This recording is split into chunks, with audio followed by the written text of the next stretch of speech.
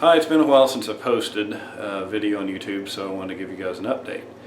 I've got some video on the purple Jeep, if you followed that. I also have some video on the fence build, if you've been following that.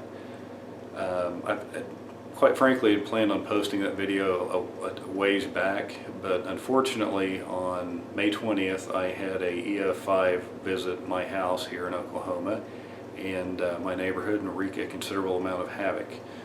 Where I live are mainly acreages. I was very fortunate. To the north of me there are no houses left. And matter of fact, the house across the street from me and barn are gone.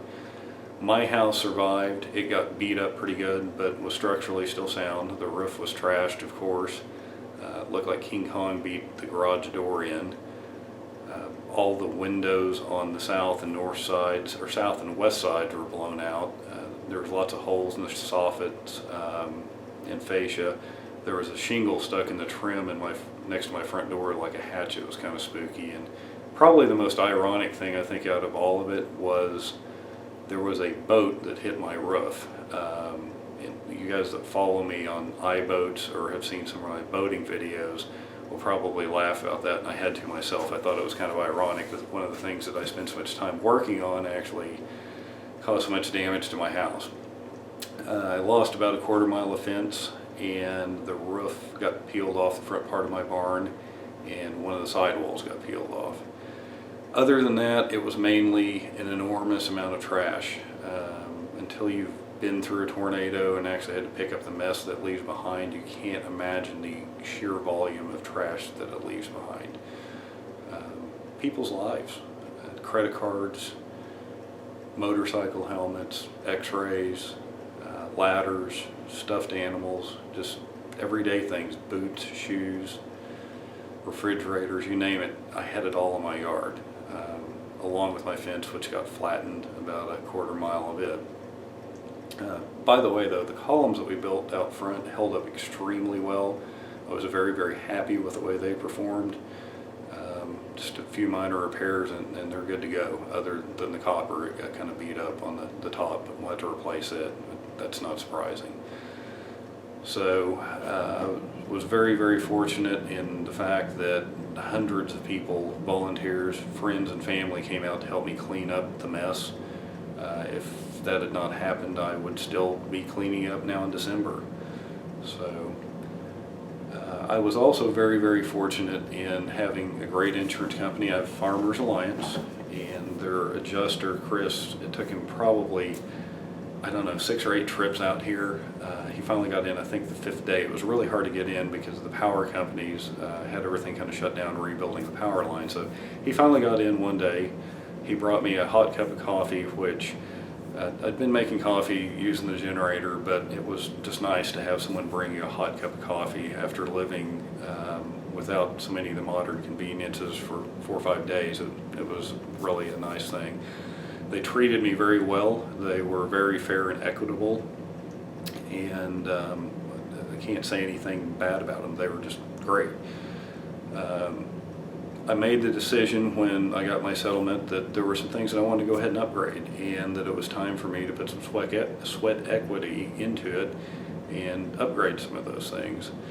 Some of the finishes, by putting sweat equity into it, I could put some nicer finishes in.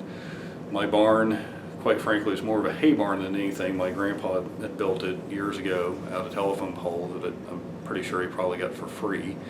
And it's not uncommon for birds to roost in there, and there's always dust in there. It's Oklahoma, the wind's always blowing, so you always get the dust blown in. So it was good to store things to keep them out of the weather, quote unquote, but not anything that was a fine item that you didn't want to get dust or bird poop on. So made the decision to go ahead and tear down part of the barn and rebuild it. I also, while I had the rest of the house sort of tore apart, my master bedroom being one of the things that got really hammered, and the hallway that leads throughout the house was another one. I decided while I had all the finishes out of those, it was time for me to go ahead and upgrade my master bathroom, which is something I'd wanted to do for a long time. Fortunately, it's been a good year for us, and I've had the money to do that, so I'm going ahead and doing that. I've got some video on that I'm going to share with you guys.